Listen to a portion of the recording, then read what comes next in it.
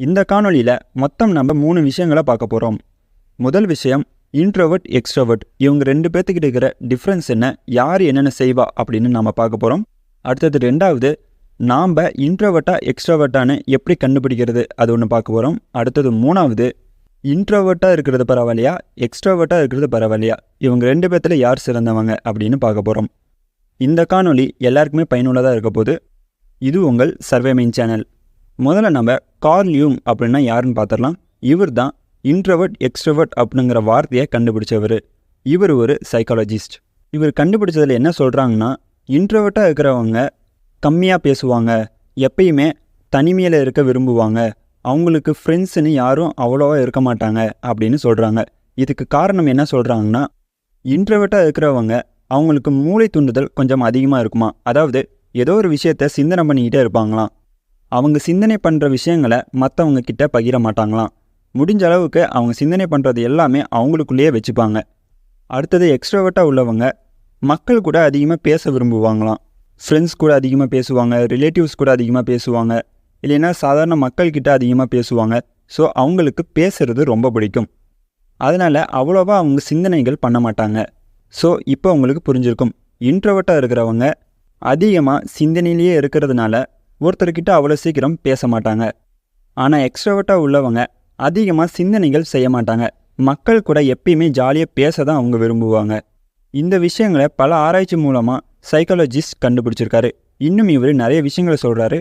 அதை பற்றியும் நம்ம இப்போ பார்ப்போம். முதல்ல நம்ம பார்க்க போகிறது இன்ட்ரோவர்ட் எக்ஸ்ட்ரோவர்ட் இவங்கக்கிட்ட இருக்கிற டிஃப்ரென்ஸ் என்னன்னு நம்ம பார்த்துருவோம். இன்ட்ரோவர்ட்டை மொத்தம் 2ஆக பிரிக்கிறாங்க. ஸ்டேபிள் இன்ட்ரோவர்ட், அன்ஸ்டேபிள் இன்ட்ரோவர்ட் அப்படின்னு பிரிக்கிறாங்க. அதே மாதிரி எக்ஸ்ட்ரோவர்ட்டையும் ஸ்டேபிள் எக்ஸ்ட்ரோவர்ட், அன்ஸ்டேபிள் எக்ஸ்ட்ரோவர்ட் அப்படின்னு பிரிக்கிறாங்க. இப்போது இன்ட்ரோவர்ட்டை பற்றி பார்த்துருவோம். இன்ட்ரோவர்ட்டில் ஸ்டேபிள் இன்ட்ரோவர்ட் என்ன செய்வாங்க அப்படின்னா, அவங்க எப்பொழுதுமே தனிமையில் இருக்க தான் விரும்புவாங்களாம். அவங்க கம்ஃபர்டபுளாக இருக்கிற ஃப்ரெண்ட்ஸ் கூட தான் அவங்க பழகுவாங்களாம். அவ்வளோ சீக்கிரம் யார்கிட்டையும் பழக மாட்டாங்க. அடுத்தது அன்ஸ்டேபிள் இன்ட்ரோவர்ட்டாக இருக்கிறவங்க என்ன செய்வாங்கன்னா, மற்றவங்க கூட பேச அவங்களுக்கு ஆசை இருக்கும், ஆனால் அவங்களால பேச முடியாது. ஏன்னா பயம் பதட்டம் அவங்களுக்கு ரொம்பவே இருக்கும். மற்றவங்ககிட்ட பேச தோணும், ஆனால் பேசவே முடியாது. அவங்களுக்கு மன அழுத்தம் அதிகமாக வர ஆரம்பிச்சிடும். இந்த மாதிரி ப்ராப்ளம் நிறைய பேருக்கு இருக்குது. ஸோ அன்ஸ்டேபிள் இன்ட்ரோவர்ட்டாக இருக்கிறவங்க பேச முயற்சி செய்வாங்க, ஆனால் அவங்களால பேச முடியாது. அவங்களுக்கு ரொம்பவே பயம் பதட்டம் அதிகமாக இருக்கும். அடுத்தது எக்ஸ்ட்ரோவர்ட்டை பற்றி பார்ப்போம். ஸ்டேபிள் எக்ஸ்ட்ரோவர்ட்டாக இருக்கிறவங்க என்ன பண்ணுவாங்கன்னா, அவங்க யார் கூட அதிகமாக பேசணும், யார் கூட கம்மியாக பேசணும் அப்படின்னு அவங்களுக்கு நல்லா தெரிஞ்சு வச்சுருப்பாங்களாம். அதுக்கு தகுந்த மாதிரி அவங்க பேசுவாங்களாம். ரொம்பவும் பேசாமல், ரொம்ப கம்மியாகவும் பேசாமல், ஒரு மீடியம் லெவலில் பேசுவாங்களாம். ஸோ இவங்கெல்லாம் ஸ்டேபிள் எக்ஸ்ட்ரோவர்ட். அடுத்தது அன்ஸ்டேபிள் எக்ஸ்ட்ரோவர்ட்லாம் என்ன செய்வாங்க அப்படின்னா, அவங்க எப்போ பார்த்தாலும் ஏதோ ஒரு விஷயத்த பேசிக்கிட்டே இருப்பாங்களாமா. சம்மந்தமே இல்லாத டாப்பிக்கை கூட அவங்க பேசுவாங்களாம். ஸோ அவங்களுக்கு பேச பிடிக்கும், ஆனால் ஒரு கட்டத்தில் கண்ட்ரோலே இல்லாமல் பேசிக்கிட்டே இருப்பாங்களாமா. இந்த மாதிரி பேசிக்கிட்டே இருக்கிறதுனால தான் சில பேர் அவங்கள கிண்டல் பண்ணுவாங்க. ஐயையோ வளருவாய் வந்துட்டாண்டா அப்படின்னு இந்த மாதிரி வார்த்தைகளை சொல்லி கிண்டல் பண்ணுவாங்க. ஏன்னா அவங்க சும்மா பேசிக்கிட்டே இருப்பாங்களாமா. ஸோ அன்ஸ்டேபிள் எக்ஸ்ட்ரோவர்ட்லாம் இந்த வேலையை தான் செய்வாங்க. இப்போது இன்ட்ரோவர்ட் எக்ஸ்ட்ரோவர்ட் இவங்ககிட்ட இருக்கிற டிஃப்ரென்ஸ் நாம் என்னென்னு பார்த்துட்டோம். அதே மாதிரி டைப்ஸையும் நம்ம பார்த்துட்டோம். அடுத்தது ரெண்டாவது விஷயம், நான் இன்ட்ரோவர்ட்டா எக்ஸ்ட்ரோவர்ட்டானு எப்படி கண்டுபிடிக்கிறது அப்படின்னு பார்த்துருவோம். இது ரொம்பவே சிம்பிள். நீங்கள் ஒரு மேரேஜ் ஃபங்க்ஷனுக்கு போங்க, இல்லைன்னா சும்மா வெளியில் போய் மக்களை பாருங்கள். நீங்கள் தெரியாத ஒரு நபர்கிட்ட பேச முயற்சி பண்ணுங்கள். ஒருவேளை நீங்கள் பேச முயற்சி பண்ணும்போது உங்களுக்கு பயம் பதட்டம், ஐயோ இவர்கிட்ட நம்ம பேசணுமா அப்படின்னு இந்த மாதிரி சிந்தனைகள்லாம் உங்களுக்கு ஓடிட்டு இருந்துச்சுன்னா நீங்கள் ஒரு இன்ட்ரோவர்ட். இதுவே நீங்கள் மக்கள் கூட சாதாரணமாக பேசுகிறீங்க அப்படின்னா, அதாவது கொஞ்சம் கூட பயம் பதட்டம் இதெல்லாம் இல்லாமல் சாதாரணமாக பேசுகிறீங்க அப்படின்னா நீங்கள் ஒரு எக்ஸ்ட்ரோவர்ட். ஸோ இன்ட்ரோவர்ட் எக்ஸ்ட்ரோவர்ட் யாருன்னு கண்டுபிடிக்கிறது ரொம்பவே சிம்பிள் தான். இதை நீங்கள் ட்ரை பண்ணி பாருங்கள். அடுத்தது மூணாவது விஷயம், இன்ட்ரோவர்ட் பெஸ்ட்டா எக்ஸ்ட்ரோவர்ட் பெஸ்ட்டா, இதை தான் நம்ம பார்க்க போகிறோம். முதல்ல நாம் ஒரு விஷயத்தை புரிஞ்சுக்கணும். இந்த உலகத்தில் இன்ட்ரோவர்ட்டும் ரொம்ப முக்கியம், எக்ஸ்ட்ரோவர்ட்டும் ரொம்ப முக்கியம். நான் ஏன் இப்படி சொல்கிறேன்னா, எக்ஸ்ட்ரோவர்ட்டாக இருக்கிறவங்க வாழ்க்கையில் நிறைய பேர் சக்ஸஸ் அடைஞ்சிருக்காங்க. அதே மாதிரி இன்ட்ரோவர்ட்டாக இருக்கிறவங்களும் வாழ்க்கையில் மிகப்பெரிய அளவில் வெற்றி அடைஞ்சிருக்காங்க. இப்போ எக்ஸ்ட்ரோவர்ட்டாக இருக்கிறவங்க அதிகமாக பேச்சு திறமை இருக்கும். அவங்களோட பேச்சு திறமை மூலமாக இப்போ அவங்க ஒரு பிஸ்னஸ் பண்ணுறாங்கன்னு வச்சுக்கோங்களேன், அவங்களோட ப்ராடக்டை மக்கள்கிட்ட அழகாக பேசி அவங்களோட ப்ராடக்டை மக்கள்கிட்ட விற்றுருவாங்க. ஏன்னா அவங்களுக்கு பேச்சு திறமை இருக்குது. ஆசையான வார்த்தைகளை கூறி மக்கள்கிட்ட அவங்களோட ப்ராடக்டை கொடுத்து வாங்க வச்சுருவாங்க. ஸோ இந்த மாதிரி பேச்சு திறமைகள் அதிகமாக இருக்கிறதுனால அவங்க வாழ்க்கையில் வெற்றி பெறுவாங்க. அடுத்தது இன்ட்ரோவர்ட் வந்து பார்த்திங்கன்னா, அவங்க பேச்சு திறமை கொஞ்சம் கம்மியாக இருந்தாலுமே அவங்களுக்கு கேட்குற திறன் கொஞ்சம் அதிகமாக இருக்கும். அதாவது நான் என்ன சொல்ல வரேன்னா, மற்றவங்க ஏதோ ஒன்று சொல்கிறாங்க அப்படின்னா அவங்க பொறுமையாக நிதானமாக மற்றவங்க சொல்கிறத முழுமையாக கேட்பாங்க. எக்ஸ்ட்ரோவர்ட் அந்த அளவுக்கு கான்சன்ட்ரேட் பண்ணி கேட்க மாட்டாங்க. ஆனால் இன்ட்ரோவர்ட் பர்சன்ஸ் அதிகமாக கான்சன்ட்ரேட் பண்ணி மற்றவங்க என்ன சொல்ல வராங்கன்னு நிதானமாக கேட்பாங்க. அவங்க சொல்கிற விஷயங்களை நல்லா புரிஞ்சுக்கிட்டு அதுக்கு தகுந்த மாதிரி பொறுமையாக ஆக்ஷனில் இறங்க ஆரம்பிப்பாங்க. இவங்க ஒரு இடத்துல அமைதியாக இருக்காங்க அப்படின்னா அவங்க பிஸ்னஸை வளர்த்த என்ன செய்வாங்க அப்படின்னா, அவங்க யோசித்து மார்க்கெட்டிங் ஸ்ட்ராட்டஜிலாம் அவங்க அதிகமாக உபயோகப்படுத்துவாங்க. அவங்களோட பிஸ்னஸையும் டெவலப் பண்ணுவாங்க. அதுக்குன்னு எக்ஸ்ட்ரோவர்ட்லாம் யோசிக்கவே மாட்டாங்களா அப்படின்னு கேட்டிங்கன்னா அவங்களும் யோசிப்பாங்க. ஆனால் இவங்களுக்குலாம் ஒருபடி மேலே இன்ட்ரோவர்ட் கொஞ்சம் யோசிப்பாங்க. ஸோ இன்ட்ரோவர்ட் எதுவாக இருந்தாலும் பொறுமையாக நிதானமாக கேட்பாங்க.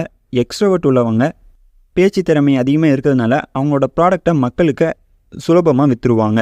அதனால் இந்த உலகத்துக்கு இன்ட்ரோவர்ட்டும் முக்கியம், எக்ஸ்ட்ரோவர்ட்டும் முக்கியம். 2 பேருமே வாழ்க்கையில் வெற்றி பெற்றிருக்காங்க. சரி, இப்போ நான் இன்ட்ரோவர்ட்டாக இருக்கிறதா எக்ஸ்ட்ரோவர்ட்டாக இருக்கிறதா, ரெண்டுத்தில் எது பெஸ்ட் அப்படின்னு கேட்டிங்கன்னா, நீங்கள் இன்ட்ரோவர்ட்டாகவும் இருக்க வேண்டாம், எக்ஸ்ட்ரோவர்ட்டாகவும் இருக்க வேண்டாம், ஆம்பிவர்ட்டாக இருங்க. இது என்ன ஆம்பிவர்ட், புது வார்த்தையாக இருக்குதே அப்படின்னு கேட்டிங்கன்னா, ஆம்பிவர்ட்டாக இருக்கிறவங்களாம் யாருன்னா இன்ட்ரோவர்ட் எக்ஸ்ட்ரோவர்ட் இவங்க 2 பேர்த்தும் கலந்த ஒரு கலவையாக இருப்பாங்க. அதாவது இன்ட்ரோவர்ட் பர்சனாகவும் இருப்பாங்க, எக்ஸ்ட்ரோவர்ட் பர்சனாகவும் இருப்பாங்க. இவங்களையெல்லாம் ஆம்பிவர்ட் அப்படின்னு சொல்லுவாங்க. அதாவது இவங்களுக்கெல்லாம் எந்த இடத்துல நம்ம அமைதியாக இருக்கணும், எந்த இடத்துல நம்ம பேசணும், யார்கிட்ட அதிகமாக பேசணும், யார்கிட்ட கம்மியாக பேசணும், இது எல்லாமே அவங்க தெரிஞ்சு வச்சுருப்பாங்க. ஸோ இவங்களெல்லாம் வந்து ஆம்பிவர்ட்டுன்னு சொல்லுவாங்க. ஸோ நாம் எல்லாருமே ஒரு ஆம்பிவர்ட்டாக இருக்க தான் முயற்சி பண்ணணும். சரி, நான் ஆம்பிவர்ட்டாக இருக்க என்ன செய்யணும், அதுக்கு ஏதோ ப்ராக்டிஸ் பண்ணணுமா அப்படின்னு கேட்டிங்கன்னா, நீங்கள் ப்ராக்டிஸ்லாம் எதுவும் பண்ண வேணாம்.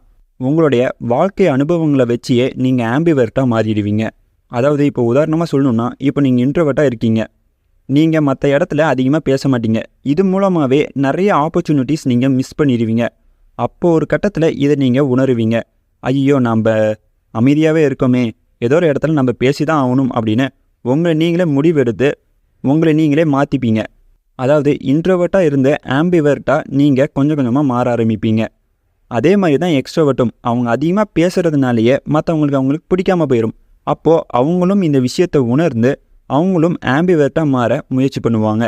ஸோ ஆம்பிவர்ட்டாக மாற நீங்கள் எந்த ப்ராக்டிஸும் பண்ண வேணாம், உங்களோட வாழ்க்கை அனுபவங்களை வச்சியே நீங்கள் ஆம்பிவர்ட்டாக மாறிடுவீங்க.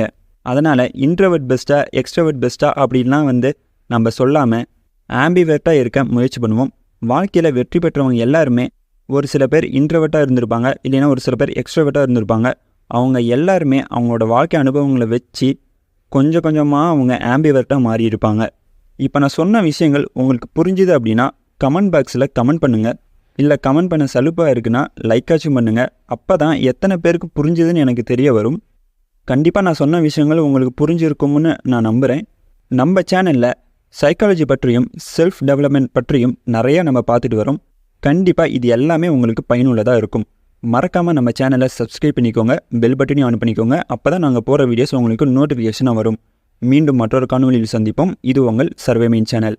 நன்றி, வணக்கம்.